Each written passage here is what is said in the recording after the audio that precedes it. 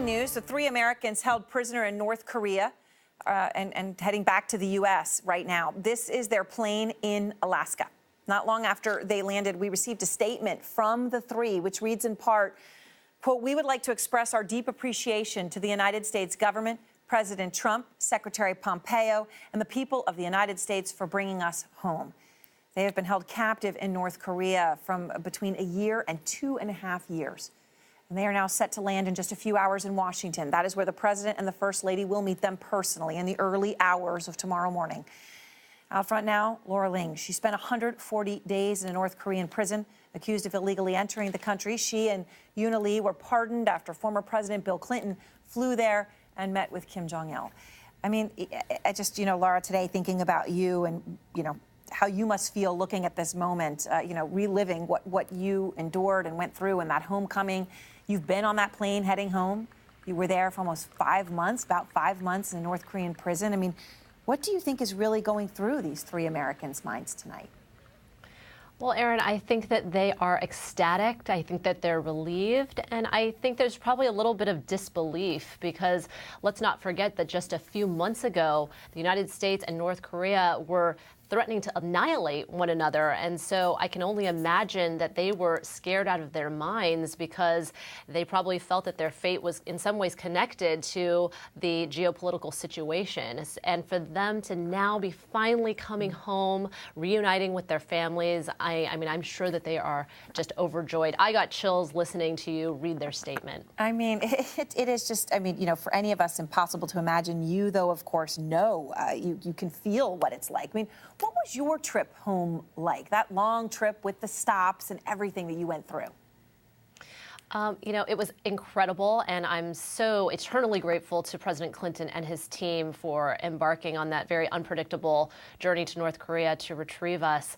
But walking down the steps of that plane, seeing my family, being able to embrace them, I definitely saw how my parents had aged because they had worried about me so much, and that was really heart-wrenching. It was hard to deal with some of the media attention, and so I hope that these three Americans are able to have, the peace and privacy that they deserve to really reconnect with their family and catch up. And I know when you were there, obviously, you were so isolated from the world. I mean, how did you find out you were going to be going home? How did they break that news to you as we try to imagine what happened with these three men?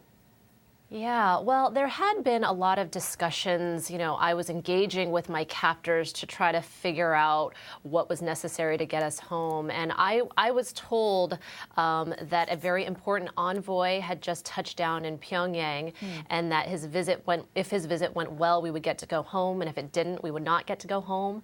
I was told that it was someone that I'd requested, and I had actually asked and requested that President Clinton serve as the envoy, and he so graciously accepted. How long did it take for you to feel like you were finally free? Oh, man.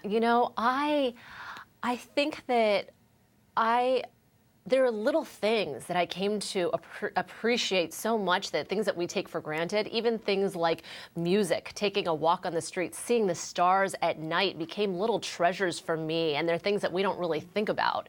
And I don't think I ever felt as strongly as I do or did about the value of freedom. So that's something that I just hold dear, now more than I ever have before. So beautifully said. Now, according to the official North Korean news agency, Laura, President Trump requested Kim Jong-un release these three Americans. Some say Trump deserves the Nobel Peace Prize for what he's doing with North Korea.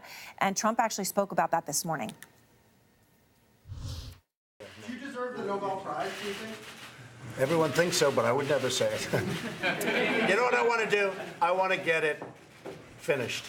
The prize I want is victory for the world, not for even here. I want victory for the world, because that's what we're talking about. So that's the only prize I want.